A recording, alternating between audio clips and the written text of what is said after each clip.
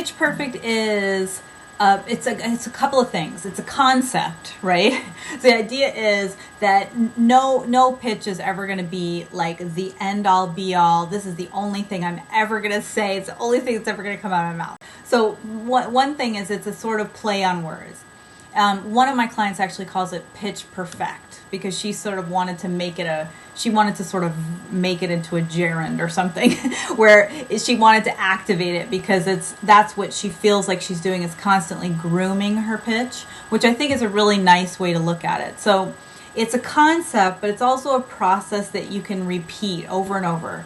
You can repeat it for the same elevator speech, or you can use it and apply it to a product, or you can apply it to a group of people who want to present themselves. It's an all-purpose pitch product.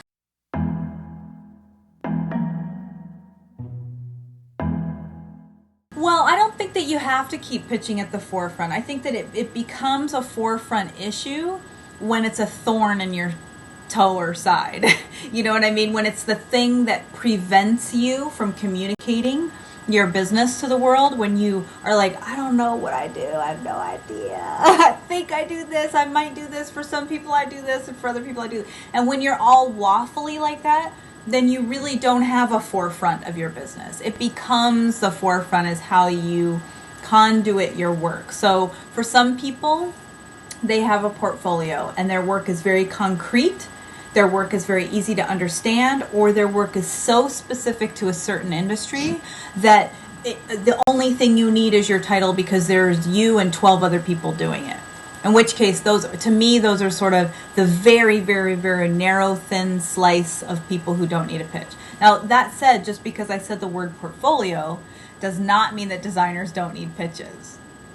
Right? Because just because you have physical artifacts for what you create doesn't mean that everybody understands how you work, the best people for you, the best people to refer to you, and what you like to do.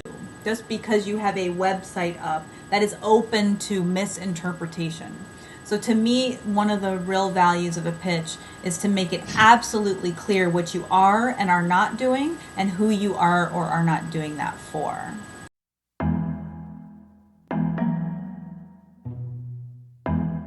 I don't think that you have to, there's no sort of like put on your calendar every month, review your pitch. I don't agree with that. I've been using, there are pitches that I have in rotation that have been in rotation for years. I mean, helping self-starters learn to self-finish is something that I've been using for years. And it changes every once in a while. And a lot of times I'm not doing that work. So I will be working with teams of people and helping them be more productive and move forward on a project, and that applies to them. But many times I'm being a practical muse for people who are in the public eye, because even the people who inspire also need to be inspired. So those are kind of two very different ends of the spectrum of what I do. One is sort of more logistical and very kind of directed at tools that people really can understand and kind of wrap their mind around. And the other end is for people who get that sometimes you just need somebody messing around in your head to do your best work. So you see what I mean? I think that I keep a little toolbox of pitches versus trying to boil it down to one thing and one thing only that I use over and over again and update quarterly when I do my taxes or something.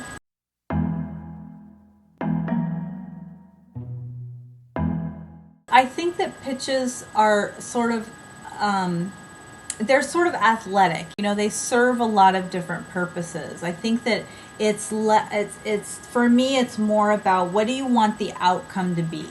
So for me, I want to have a conversation. It's really important to me that I am able to actually connect with the human in front of me. So sometimes you'll hear my pitches will have like something kind of sassy or they might even have a question in them. So I'll say to people, if people say, "What do you do?" Sometimes I will counter that question with, "Well, why are you on the planet? What's your passion? What are you up to? Or let me give you an example that uses you. What's the best part of your week so far?" And sometimes people will be really disoriented by that, which is kind of fun for me because I like to play with people. I mean, in a positive, light way. But it'll start a conversation, and I can respond to their passion or respond to what really got them out of bed this week with, oh, that's really fantastic. Well, part of what I do is I help creative people love to bounce out of bed every day by creating processes that work with their style for moving their businesses forward. Or I might say something like, oh, your biggest passion is lemon pound cake and you made 15 lemon pound cakes this week. How fantastic that is. And a lot of what I do is help people find what inspires them every day and use that to make the world a better place.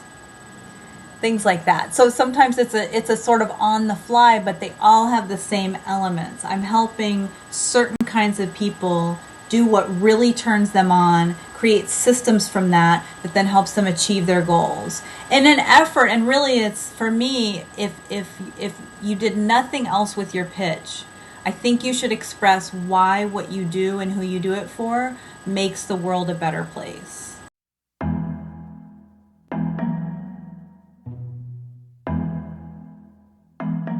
Oh yes, there are a lot of nonverbal cues, but a lot of the things that I coach people on in pitches are actually around looking for the nonverbal cues of the receiver of the pitch or the person who's listening to your pitch.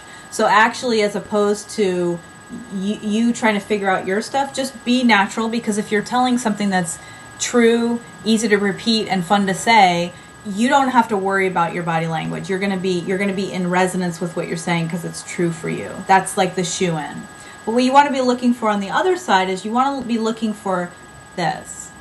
You want to be looking for somebody leaning in. You want to be looking for somebody nodding. You want to be looking for somebody smiling. Oh, funny, good one. Or you want to be looking for somebody who says, I know somebody, or who's intrigued or asks a question. Those are all really good signs that you're on the right track. It's when you start seeing people like do this or like looking around, sort of being distracted. That's a good sign that you're either, you're rambling, you're off topic, maybe you're using way too much jargon and the person simply can't understand you. Those are all really good clues. So I'm a big fan of investigating what's working and what's not by watching other people's nonverbal cues. I think that's a fun place to hang out. And then write down notes. Like, be an empiricist, be a researcher. Say, oh, okay, let me take a minute and write on the back of this card, like, got distracted, asked no questions, quickly went to refresh their drink. Those are all really good signs that you might need a little support.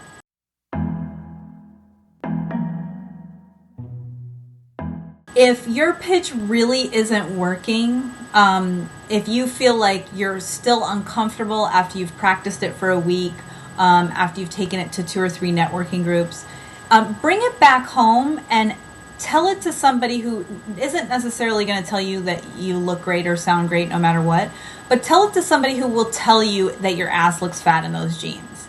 Like, tell it to somebody who will really tell you the truth. Preface it with, I created a couple pitches for myself. I want to say them to you, and I want you to give me your complete, bold-faced, honest opinion, and ask somebody who really will give you their opinion. Don't ask somebody who's shy and tends to be more polite, but really ask somebody who will tell you. And then when they tell you, listen to them and make adjustments accordingly.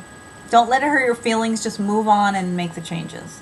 Good luck, everybody. Get out there and practice your pitches. Play with your pitches.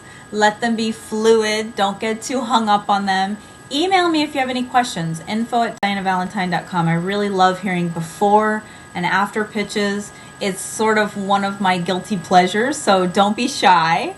And let me know how you're doing, and you can feel free to find out more information about me or Pitch Perfect on DyanaValentine.com. I'm sure there's a link below this video. Check it out and come visit.